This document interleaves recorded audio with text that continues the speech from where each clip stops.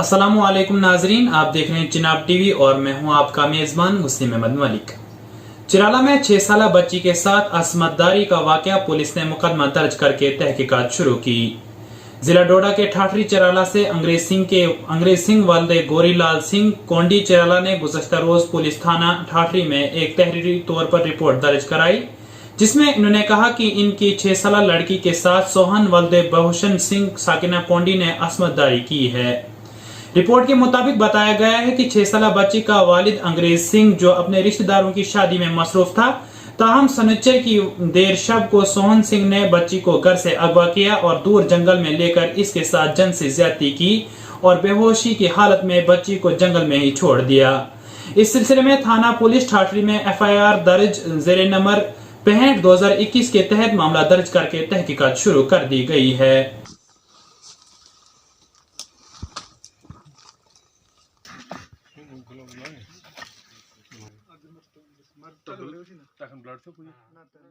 मेरा नाम अंजर अयूब है। मैं ज़िला डोडा के ठाठरी सब डिवीज़न का रिहायशी हूँ। कल हमारे इलाके में चिराला तहसील में एक शर्मसार वाक़ा पेश आया, जहाँ पर हमें पता चला है कि एक 6 साल बच्ची के साथ ज़्यादती की गई है, गलत किया गया है। जहाँ पर जो है अभी जो सस्पेक्ट है, जैसा कि पुलिस ने हमें बताया कि सस्पेक्ट को अरेस्ट कर लिया गया है। तो हम चाहते हैं कि इंतज़ामिया से हम अपील करते हैं कि जो भी इसमें दोषी पाया गया, जो अक्यूज़्ड हैं, उन्हें कड़ी से कड़ी सज़ा मिले, ताकि जो आने वाले लोग हैं वो जो है इससे सबक हासिल करें। क्योंकि ऐसा वाक़ा जो आज तक हमारे इलाके में कभी पेश नहीं आया, यह पहली बार हमें सुनने को मिला है। एक छोटी बच्ची के साथ ज़्यादती की गई है, गलत किया गया है। तो हम इंतज़ामिया से अपील करते हैं कि जो दोषी है इसमें उसको कड़ी से कड़ी सज़ा मिले, ताकि ये एक सबक आमोज जो है सज़ा रहे आने वाले लोगों के लिए। चिनाब वैली जर्नलिस्ट एसोसिएशन ने आज डोडा में प्रेस कॉन्फ्रेंस का एहतमाम किया।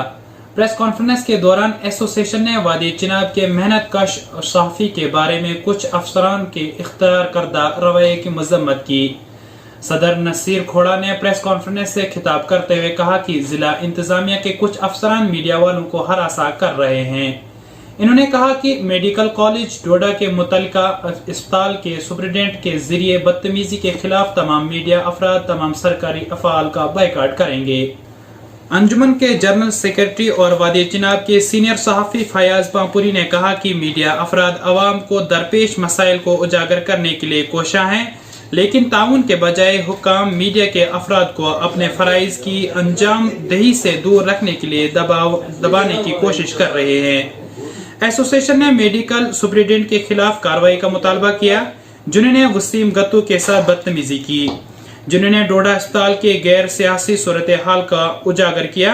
इजलास में जो लोग मौजूद थे इनमें सईद रियाज, उमर शहजाद, इरफान मलिक, मोहम्मद असगर, शहजादा फिरोज, अर्पन कुमार, वसीम राजा गत्तू, यावर खुरवानी, प्रदीप सिंह राणा, सुलिंदर परिहार, राजकुमार, मंसूर मलिक, आशिक मलिक, पारवल दुबई, शाहिद परवेज, राहुल शर्मा शामिल थे।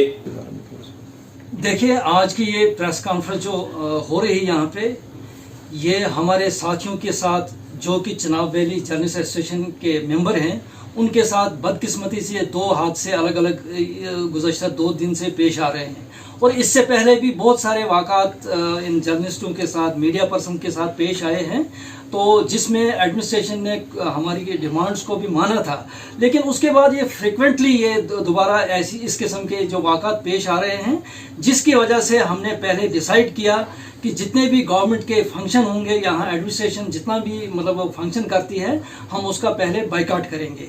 उसके बाद हम देखते हैं कि एडमिनिस्ट्रेशन का रोल और एडमिनिस्ट्रेशन का क्या रवैया रहता है जो ये इंसिडेंट के पेश नज़र आए हैं। और हमारी जो डिमांड है, हम चाहते हैं कि हमारे साथियों को कम से कम डिग्निटी से पेश आएँ, हमारे साथियों के साथ ऐसा सलूक हो कि जैसे एक अच्छे मंजे हुए जर्नलिस्ट के साथ पेश आना चाहिए था। लेकिन बदकिस्मती से ऑफिशियल्स या एडमिनिस्ट्रेशन के जो लोग हैं यहाँ पे ये फॉर ग्रांटेड लेते हैं, और इसकी वजह से हमने डिसाइड किया है कि हम तब तक अपनी स्ट्राइक जारी रखेंगे जब तक एडमिनिस्ट्रेशन ना कोई स्टेप लेती है। क्योंकि पिछले दिनों एक तो हमारा साथी जो सुरेंद्र कुमार है, परियोत में एक हादसा पेश आया इनके साथ। ये कहीं अपनी प्रोफेशनल ड्यूटीज करते करते इनके साथ कहीं ठेकेदार और दूसरे किस्म के लोग हैं, एक दो लोग हैं वहाँ पे, तो उन्होंने इनके साथ बड़ा नारवा सलूक किया, और जिसकी वजह से इनको काफ़ी हद तक मतलब इनको मारपीट भी की गई, इनके साथ बड़ा बदसलूकी पेश की गई। उसके एवज में हम ये as a mark of protest ये प्रेस कॉन्फ्रेंस दे रहे हैं। उसके बाद ये वसीम जो कि गुलिस्तान न्यूज़ के साथ हैं, तो ये कहीं परसों हॉस्पिटल में वो एक प्रोफेशनल ड्यूटी करते करते वहाँ पे बहुत सारे लोगों ने कहा यहाँ पे काफ़ी गंद पड़ी है, यहाँ पे मास्क पड़े हैं, यहाँ पे दूसरे किस्म के जो मतलब गंद की जो लिफाफे हैं, प्लास्टिक या दूसरी किस्म की गंद, वहाँ गंदगी के ढेर भरे हुए थे। क्योंकि हॉस्पिटल में अगर ये गंदगी के ढेर हैं तो आपको अंदाज़ा हो सकता है कि दूसरी जगहों पे क्या हालत होगी। ये उस हॉस्पिटल में जो कि इस वक्त कोविड के जो इस वक्त पेशेंट वहाँ आ रहे हैं, उनके साथ अगर वहाँ इस किस्म की गंद पड़ी है तो अंदाज़ा किया जा सकता है दूसरी जगहों पे ये मतलब सूरत हाल क्या होगी। लिहाजा उस सिलसिले में भी वहाँ के जो ऑफिशियल हैं, वहाँ के भी जो कंसर्न अथॉरिटीज़ हैं, इनके साथ काफ़ी बदतमीजी से पेश आए, और उनने उनको यहाँ से जाने की, वो इसलिए नहीं कि उनको कहीं वो मरीजों की पड़ी है, लेकिन अपनी नेग्लिजेंस को छुपाने के लिए उन्होंने इनको टारगेट बनाया ताकि यहाँ पे वो लोग ना आएँ। यहाँ हमारी जो अंदर की जो खराबियाँ हैं, यहाँ पे जो नेग्लिजेंस है, यहाँ पे जो ड्यूटीज़ या मतलब जैसी होनी चाहिए थी वहाँ जिम्मेदारियाँ, तो उस किस्म की वो अंजाम नहीं दे रहे हैं। तो बजाय उसके इनके साथ काफ़ी ये बदसलूकी से पेश आए। तो हमारी डिमांड है, इन दोनों इंसिडेंट्स को लेकर हमारी डिमांड है, हम देखते हैं कि एडमिनिस्ट्रेशन में ये क्या करते हैं, एडमिनिस्ट्रेशन इस मसले में क्या करती है।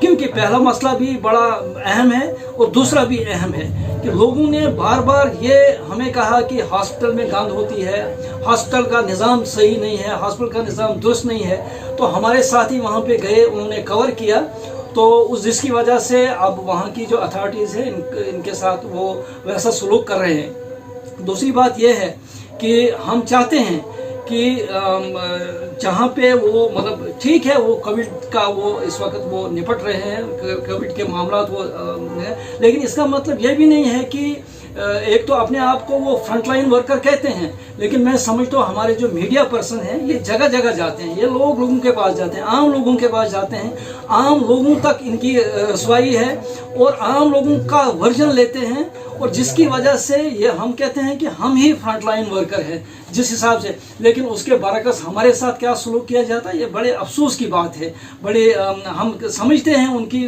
भी कुछ रिस्पॉन्सिबिलिटीज़ हैं, उनकी भी कुछ अपनी मजबूरियां हो सकती है, लेकिन इसका मतलब नहीं है कि हमारे जो मीडिया पर्सन हैं उनके साथ इस किस्म का सलूक किया जाए जिससे मीडिया पर्सन की हतक हो, जिससे हतक हमें कलमात कहते हुए उनकी वो तजलील होती है जो बर्दाश्त नहीं की जाएगी। तो हमारा अब देखना ये है कि एडमिनिस्ट्रेशन मतलब मैं रिक्वेस्ट करता हूं कि जो हेड ऑफ द डिस्ट्रिक्ट हैं, डिस्ट्रिक्ट डेवलपमेंट कमिश्नर डोडा, उनसे रिक्वेस्ट है, हम्बली रिक्वेस्ट करते हैं कि वो उन दोनों मसलों को देखिए और जो भी whosoever is involved in this matter मतलब appropriate action should be taken against the erring officials। हमारा ये डिमांड है। तो बाकी रहा कि हम अपना तब तक ये डिमांड मतलब वो जो जेन्युइन डिमांड है हमारी जारी रखेंगे। एक तो हमारा अपोलोजाइज लेटर एसोसिएशन के नाम आना चाहिए ताकि बार बार हम इस प्रैक्टिस को बार बार इस जो ऑफिशियल्स ने यहाँ पे एडमिनिस्ट्रेशन ने यहाँ पे एक रवैया किया है, जब भी वो गलती करते हैं फिर पेश आते हैं जर्नलिस्ट के साथ बदसलूकी से, उसके बाद वो दोबारा फिर वो कंप्रोमाइज़ पे आते हैं। ये कब तक चलेगा ये कंप्रोमाइज़? इस किस्म की प्रैक्टिस कब तक जारी रखेंगे? हम ज़्यादा ये बर्दाश्त नहीं करेंगे जब तक ना अब एक ही वंस फॉर ऑल ये फर्स्ट और लास्ट वार्निंग होगी ताकि हमारे जर्नलिस्ट दोबारा अपनी प्रोफेशनल ड्यूटीज़ जारी रख सकें। तो इस सिलसिले में मैं जर्नलिस्ट एसोसिएशन जो चनाब वैली एसोसिएशन के मेंबर्स हैं उनका भी मतलब शुक्रगुजार हूं कि वो जब भी जाते हैं, कहीं जाते हैं, हमें पूछ कर जाते हैं और कहते हैं कि हमने इस इंसिडेंट को कवर करना है। लिहाजा हम एसोसिएशन के हवाले से ही मैं उन ऑफिशियल्स को भी कहता हूं कि हम देखेंगे वो क्या कार्रवाई करते हैं। उसके हम 3 या 4 दिन का टाइम इसमें रख लेते हैं। उसके बाद अगर कोई रिस्पांस नहीं आता है तो फिर हम फर्दर देखेंगे हमें क्या करना चाहिए। तो तब तक हमारा ये बाइकआउट रहेगा। कहना चाहूँगा कि मतलब हमको किसी के साथ, किसी इंसान के साथ कोई जाती दुश्मनी नहीं है। इस वक्त भी हम अप्रिशिएट करते हैं कि जो कोविड के साथ डॉक्टर्स और पैरामेडिकल स्टाफ या नर्सेज वगैरह लड़ रही हैं, हम इस वक्त भी उनको अप्रिशिएट करते हैं कि वो अपनी जानों पर खेल के लोगों की जानें बचा रहे हैं। लेकिन एडमिनिस्ट्रेशन में ऐसे लोग हैं कि जो उनकी पूरी मेहनत पे पानी फेर रहे हैं। ऐसा ही जो आपको देखने को मिला वहाँ पे जब आप गए कवरेज करने के लिए कि वहाँ पे हाइजीन किस कदर ख़राब थी, तो उसी पे आपके साथ ये मामला हो गया। अब जनरल बात मैं ये करूँगा कि ये आज की बात नहीं है। हमेशा से जो ब्यूरोक्रेट्स हैं या ऑफिशियल्स हैं वो अपने आप को कुछ और समझते हैं, मीडिया पर्सन्स को ऐसे समझते हैं कि भाई ये उनको कुछ काम नहीं है इसलिए ये कर रहे हैं, जबकि ये कंसेप्ट बहुत गलत है। मीडिया पर्सन्स उतना ही इम्पॉर्टेंट है जितना कि एक लेजिस्लेटर इम्पॉर्टेंट होता है, जितना कि एक सरकार का कोई बड़ा ब्यूरोक्रेट जो है इम्पॉर्टेंट होता है, उतना ही, क्योंकि उसके ऊपर वॉच डॉग के तौर पे वो नजर रखता है। हमेशा से, आज की बात नहीं है ये, काफ़ी देर से हम देखते आए हैं कि अगर सामने मीडिया पर्सन्स के सामने कोई ऑफिसर आए भी वो उनके साथ हाथ मिलाएगा, सलाम करेगा, लेकिन वो दिल से कभी नहीं उसको चाहता है कि निकल के गाली निकालता है। और ये बदकिस्मती है, वजह यही। लेकिन एक तरफ से मैं ये सोचता हूँ कि ये हमारी कामयाबी का एक राज है, क्योंकि मीडिया पर्सन की जब तक वो अपना काम कर रहा है उसी वजह से उनका रिएक्शन इस तरह का होता है। अब रहा मेडिकल कॉलेज की बात। मेडिकल कॉलेज में टोटल मैस है आज, वहाँ पे कुछ भी नहीं है। मतलब एडमिनिस्ट्रेशन बिल्कुल फेल हो चुकी है उसको स्ट्रीमलाइन या स्मूथली चलाने में। अब वहाँ पे मीडिया पर्सन्स के लिए एक बार कुछ निकला था तो वहाँ पे उन्होंने नोटिस लगाई कि मीडिया पर्सन्स यहाँ अलो नहीं है। आखिर मुझे बताओ ये दुनिया में कौन से इंस्टीट्यूशन में आज तक हुआ है कि वहाँ पे लिखा गया है कि मीडिया पर्सन अलो नहीं है? मुझे कोई बताए, कोई ऐसी मिसाल है दुनिया में? कहीं लिखा जाता है कुत्ते अलाउड नहीं है या कुछ और लिखा जाता है, लेकिन मीडिया पर्सन के बारे में कभी ऐसा नहीं लगा। बहुत बदकिस्मती की बात है कि प्रिंसिपल ने यहाँ तक जनाब वाली जुर्रत की कि उसने ये लिखा कि हम मीडिया पर्सन अलाउड नहीं है। इसका मतलब है वो वहाँ पे चोरियां कर रहे हैं, इसका मतलब है वहाँ पर कुछ इलीगल हो रहा है, क्योंकि मीडिया पर्सन उन्हीं चीज़ों के पीछे उन्हीं को देखता रहता है। जब मीडिया पर्सन को अलाउ नहीं किया जाता है इसका मतलब है वहाँ पे कुछ हो रहा है। तो अभी नसीर साहब ने आप ये तफसील से बताया कि इन सब बातों का जो हमारे लोगों के ऊपर जो अटैक्स होते हैं या हमारे लोगों के ऊपर जो मेंटल टार्चर किया जाता है, उस पर जो कदम एसोसिएशन ने उठाया है हम उसके साथ हैं। और हम जनाब अली तब तक ये अपना रवैया, हमारा जो रवैया होगा ये हम तब तक जारी रखेंगे जब तक ये सारा सिस्टम स्ट्रीमलाइन नहीं होता है। और ये वाज़ेह करके बताना चाहता हूं मैं सब ऑफिसर्स को, सब इंस्टीट्यूशंस के हेड्स को कि हम ये काम करना नहीं छोड़ेंगे, चाहे आप कितना भी कुछ कीजिए, हम ये नहीं छोड़ेंगे। आपकी मिसडीड्स जो हैं, आपका जो चोरियां आप कर रहे हैं उनको हम उछालेंगे और आखिर दम तक उछालेंगे। और साथ में ये हमारा है डिसीजन कि हम ऑफिशियल फंक्शंस को कवर नहीं करेंगे। अब उसके लिए ऑफिसर्स को रखिए, उनको डिप्यूट कीजिए, वो करेंगे। जम्मू श्रीनगर नेशनल हाईवे पर सेरी रामबद में आज सुबह आतिशज़दगी से 5 दुकानें मुकम्मल तौर पर जल गई। SHO रामबन प्रदीप शर्मा ने बताया कि इन्हें पीर की सुबह 5 बजे इतला मिली और पुलिस और फायर सर्विस की टीमें मौके पर पहुंच गई और आग फैलाव पर काबू पा लिया।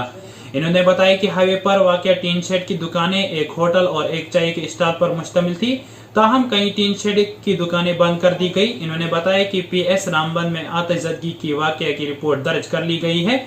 आग लगने का सबब बिजली का शॉर्ट सर्किट था। आज आशा वर्कर ने जिला डोडा के बलागढ़ में एक रैली निकाली, जिसमें इन्होंने कहा कि हमें तनख्वाह बहुत कम है और काम बहुत ज्यादा है। इन्होंने कहा कि हमें सिर्फ 2000 रुपए महीने के मिलते हैं, वो भी कभी 6 महीने के बाद और कभी साल के बाद मिलते हैं, जिससे नहीं हमारा किराया और नहीं बच्चों का खर्चा पूरा होता है। इन्होंने कहा कि इस नौकरी की वजह से न हम घर का काम करते हैं, न ही हमें तनख्वाह पूरी होती है। इन्होंने कहा कि हम गवर्नमेंट से अपील करते हैं कि हमें तनख्वाह बढ़ाई जाए।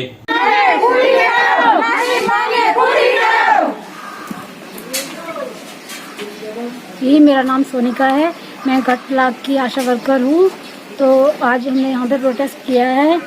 तो हमारी ये इनसे मांग है कि हमारी डिमांड्स पूरी की जाएं। जो जो हमारी डिमांड्स हमने रखी, हमारी सिस्टर ने रखी, वो डिमांड सारी पूरी की जाएं। तो और इन्हें डिमांड क्या है आपकी? डिमांड हमारी ये है कि हमें इंसेंटिव जो देते हैं वो भी हमें तीसरे चौथे महीने दिया जाता है, और जो हमें इंसेंटिव चाहिए नहीं, हमें चाहिए सैलरी, और पर मंथ हमें सैलरी चाहिए। तो बाकी जो काम वगैरह है, ये बार बार रात के 12 बजे भी फ़ोन करते हैं, रात के 10 बजे भी फ़ोन करते हैं, हमें कहते हैं ये सर्वे दे दो कुछ वगैरह। बाकी ये जो NCD था, NCD का पैसा जो हमने सर्वे की, घर घर सर्वे की, उसका हमें कुछ नहीं मिला। और हम काम गोल्डन कार्ड बनाए हमने, हमें उसका भी कुछ नहीं मिला। कोविड का जो पैसा था हमें 8 महीने से वो नहीं मिला है। कुछ पैसा जून से अगस्त तक, सितंबर तक मिला था, उसके बाद नहीं मिला है। तो जो ये आज इन्होंने रखा है, तो आज भी ये कोविड टेस्ट करवा रहे हैं हमसे। हाँ जी, कुछ भी सामान नहीं है हमारे पास, सैनिटाइजर नहीं है, मास्क नहीं है। मास्क हम भी लाते हैं, खुद लाते हैं। हमारी मांग ये है कि हमें काम हम करेंगे, काम जो मर्जी ये बोलेंगे हम वो काम करेंगे, बट हमें सैलरी दी जाए। हमारी मांग एडमिनिस्ट्रेटर से ये है कि हमारी तनख्वाह बढ़ा दी जाए, हमें मतलब परमानेंट किया जाए। ये हमें हर रोज़ कोई ना कोई मतलब काम देते ही रहते हैं। कोई मतलब जो डॉक्टर कर सकते हैं उनको इतनी पे है, वो मतलब कोरोना का टेस्ट वो करते हैं। आजकल हमें मतलब हम आशा वर्कर है, मतलब हमारे पास कुछ भी नहीं होता है। ये बोलते हैं आप गाँव में जाओ, उनकी रिपोर्ट हर दिन एक दिन में 10 बंदों का टेस्ट आप करो, जो हम नहीं कर सकते। छोटे छोटे बच्चे होते हैं, और हमारा मतलब पूरा दिन हम वहाँ घर से मतलब जाएंगे, शाम को वापस आएंगे। हमारी सैलरी क्या है? कुछ भी नहीं, सैलरी कुछ नहीं, 2000 है। मतलब सैलरी तो कुछ नहीं, हमें इंसेंटिव 2000 है। 2000 से कुछ नहीं बनता है। तो इंसेंटिव मिलेगा, नहीं करेंगे तो नहीं मिलेगा। हमारी मांग ये है कि हमें 20,000 मतलब सैलरी बढ़ाई जाए, कम से कम 20,000 तक। और हम मतलब जो भी हमें काम देते हैं, जैसे कि गोल्डन कार्ड का काम हो वो आशा वर्कर, जो और कोई काम हो, मतलब जो भी कोई है फ्रंट लाइन वर्कर हमें हर कोई काम, मतलब जब भी कोई अच्छा काम हो, मतलब वो पहले आशा वर्कर को बोलते हैं कि आप करो। तो हर घर में जाना है हमने, सुबह से शाम तक जो भी मतलब हमसे बनता है। छोटे छोटे बच्चों को लेके हम वो करते हैं, लेकिन एडमिनिस्ट्रेट को नज़र नहीं आता हमारा काम कि हम क्या कर रहे हैं। उनको चाहिए कि हमारी बात सुने, गवर्नर तक हमारी बात जारी चाहे। हम तब तक कोई काम नहीं करेंगे जब तक मतलब हमारी मांग पूरी नहीं करेंगे। घाट ब्लॉक की आशा वर्कर हूँ। हम अपने उसके लिए हक के लिए लड़ रहे। हम एडमिनिस्ट्रेशन से ये कहना चाहते हैं कि हमारी फिक्स सैलरी करें। हमें इंसेंटिव मिलता है, वो भी 6 महीने के बाद, कहीं 1 साल के बाद मिलता है। हमें उससे कोई गुजारा नहीं होता। जितने हम काम करते हैं वो हमारा किराए में चले जाता है। जितना हम काम करते हैं, हर जगह जाते हैं, वो किराया भी पूरा नहीं होता हमारा।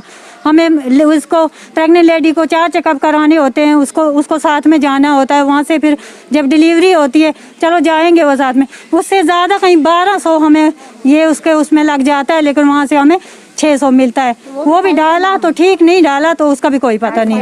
तो हाँ, आपकी बात नहीं सुनी गई तो क्या कुछ है आप? हम काम करेंगे ही नहीं। हम रोज ये बस रोड पे आ जाएंगे तो हम कुछ काम नहीं करेंगे। हमें वो अपना हक दें, जितना हमारा काम मतलब बनता है वो दें। हमें हर घर में जाना पड़ता है, हर उसके साथ लेडी के साथ, हर उसके साथ काउंसलिंग करनी पड़ती है। हर किसी के साथ हमें बातचीत करनी पड़ती है। जितना भी हेल्थ डिपार्टमेंट है उनको मतलब ये क्या बोलते हैं, उनको छुट्टियां भी मिलती हैं। या अगर वो अपनी छुट्टी रखें छुट्टी, हम एक दिन के लिए कहीं जाएंगे तो हमें बीच में से एकदम फोन आएगा, बोलेंगे कि जल्दी से ये काम करो, हमें करना चाहिए। हमें हर घर में इन्होंने बोला कि हर घर में जाओ टेस्ट करो लोगों के, लेकिन हम किसी के घर में जाएं तो वो हमें उधर से पत्थर मारते हैं, बोलते हमें नहीं करवाना टेस्ट। तो आगे से हम इधर से हमें ऑर्डर आता कि नहीं जी आपको 10 घर के हमें टेस्ट होने चाहिए, लेकिन हम जाएंगे उनके जूते हमें खाने पड़ते हैं। सबको जो भी करेंगे जो रिकॉर्ड हमें इनको देना ही देना, इनको बोलते हैं कि हमें कोई बीमारी नहीं है, हमें रिकॉर्ड चाहिए, लेकिन हम क्यों खाएं बलवजह? हमें अगर सैलरी होती तो हम चलो उसके लिए भी कुछ धक्का भी खाते, जूते भी खाते, पत्थर भी खाते, लेकिन वो है ही नहीं कुछ। तो हम ऐसे फालतू में क्या घर वालों से धक्के खाने पड़ते, हमारे बच्चों को हमें टाइम नहीं दे पाते हैं।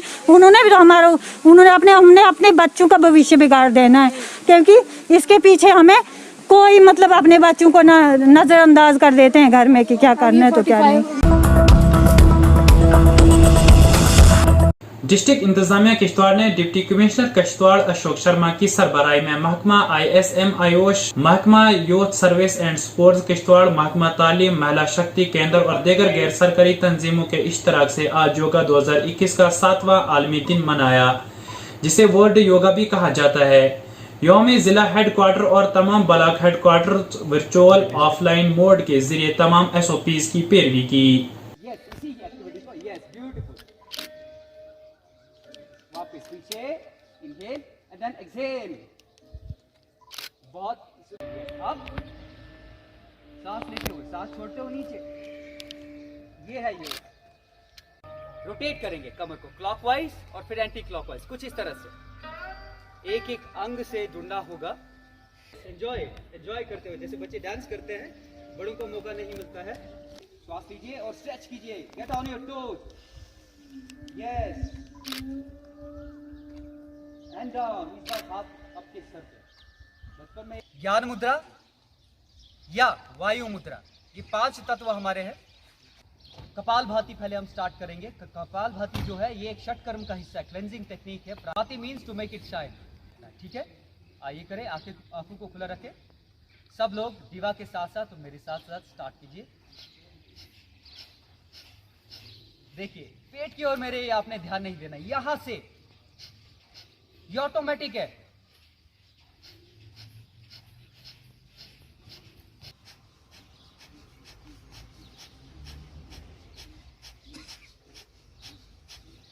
बहुत खूब, आखिरी का श्वास बाहर। बच्चों की बारी है, टॉप करेंगे, हेल्दी और निरोग रहेंगे। Thank you. सूर्य उदय से पहले उठना चाहिए, क्योंकि सूर्य उदय से पहले उठने में एक अजीब सी रिफ्रेशमेंट मिलती है आपको। आज के इस योग दिवस पे जो बच्चों ने पार्टिसिपेट किया और आयुष की टीम ने पार्टिसिपेट किया, मैं उन सबको मुबारकबाद देता हूं, पूरे किश्तवाड़ को मुबारकबाद देता हूं आज के इस योग दिवस पे। जैसा कि आप सब जानते हैं, योग एक स्पेसिफिक क्रिया है जो हमारी बॉडी को टोन करती है और उसकी एनर्जी जो है उसको कीप अप करती है। तो मैं कहूँगा अनिल जी ने जो यहाँ पर्टिकुलरली कुछ एक्सरसाइजेस करके बताई, वो अद्भुत है। तो वो हम कभी कभी टीवी पे देखते हैं, बाबा रामदेव जी, वो जो नौली क्रिया जो है, वो मैं कहूँगा कि अनिल जी हमारे किश्तवाड़ के बाबा रामदेव हैं, जिन्होंने वो करके दिखाई। That's not it, although it's a practice, but that's not an easy job.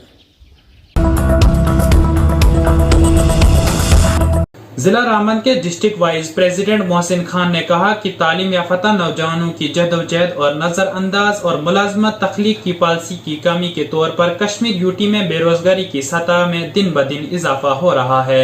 जिला नायब सदर यंग पैंथर्स पार्टी रामबन, आज मेरा मुद्दा व मकसद मीडिया के सामने आने का एक ही है कि रियासत जम्मू कश्मीर के अंदर जो अनएम्प्लॉयमेंट यूथ्स, एजुकेटेड यूथ्स का रेट जो है वो बहुत ज़्यादा बढ़ गया है। क्योंकि जम्मू कश्मीर के अंदर पिछले 70-72 सालों में जितनी भी सरकारें रही है, हर सरकार ने लोगों के वोट लेकर उनके जज्बातों की कदर नहीं की है।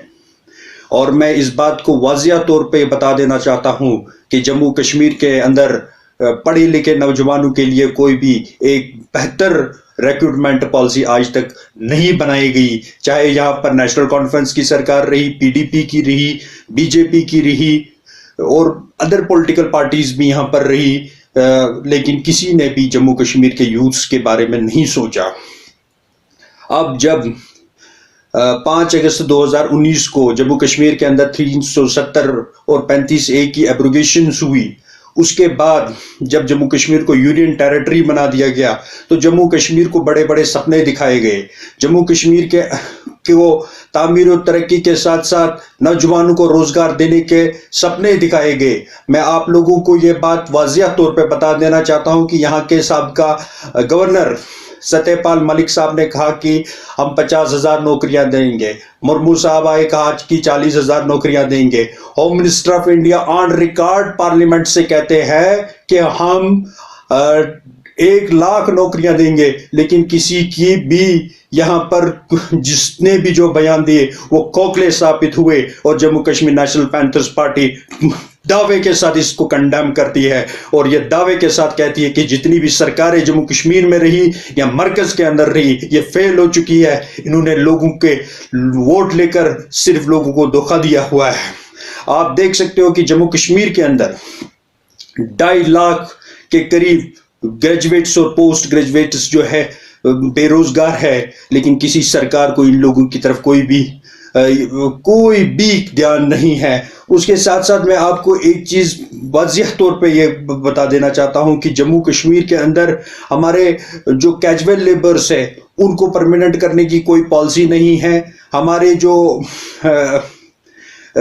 ये कोच है स्पोर्ट्स के अंदर, उनके लिए कोई प्रोसीजर नहीं है। तो कहीं ना कहीं जम्मू कश्मीर के साथ सौतेली माँ का सलूक किया जा रहा है। अक्सर आप देखते हो कि जब हमारे पीएससी की लिस्ट निकलती है तो हर अखबार की हेडलाइंस बनती है, लेकिन मैं इस चीज को नहीं मानता कि वो 1% या 2% जो नौजवान है वो अखबारों की हेडलाइन नहीं बननी चाहिए। अखबारों की हेडलाइन जो हमारे 3 लाख के करीब नौजवान बेरोजगार बैठे हुए हैं घरों में, जो आजकल हमारी ये हालात है। जब मैं यूथ्स के साथ इंटरेक्शन हूँ तो यूथ से मिलता हूँ, हमारे जो पढ़े लिखे नौजवान हैं जिन्होंने दिन रात मेहनत की हुई है वो आज सोशली मेंटली डिस्टर्ब है कि आखिरकार इतनी ऊंची डिग्रियां हासिल करने के बाद भी कहीं सरकारी रोजगार के लिए हमारे लिए कहीं जगह नहीं है। मैं आज लेफ्टिनेंट गवर्नर और वजीर आजम साहब से एक मोदबाना अपील करता हूं कि मेहरबानी करके आपने जम्मू कश्मीर को यूनियन टेरिटरी बनाकर बड़े ख्वाब दिखाए थे, लेकिन अभी तक कुछ भी सुनहरा मौका यहां पर नहीं आ रहे। आप देख लीजिए कौन सा एक प्रोफेशनल है जिसमें कोई बड़े पैमाने की रिक्रूटमेंट आई। आप मेडिकल प्रोफेशनल देख लीजिए, आप इंजीनियरिंग सेक्टर देख लीजिए, आप फार्मेसी देख लीजिए, आप जर्नलिज्म देख लीजिए, हर एक सेक्टर में कोई बड़ी पैमाने की रिक्रूटमेंट नहीं आई है। इसलिए हम सरकार से एक मोदबाना अपील करते हैं कि जम्मू कश्मीर के अंदर हमारे पास बहुत ज्यादा पढ़े लिखे नौजवान बेरोजगार है, इनके लिए कोई एक बड़े पैमाने की रिक्रूटमेंट पॉलिसी निकाली जाए, वरना हम लोग धरना प्रदर्शन के लिए सड़कों पे उतरेंगे, क्योंकि हमें अपना हक मांगना, हमारे कॉन्स्टिट्यूशन ने हमें ये हक दिया हुआ है। आज के खबरनामे में बस इतना ही। कल फिर होंगे आपकी खिदमत में हाजिर। तब तक अपने मेजबान वसीम अहमद को दे इजाजत। अल्लाह निगहबान।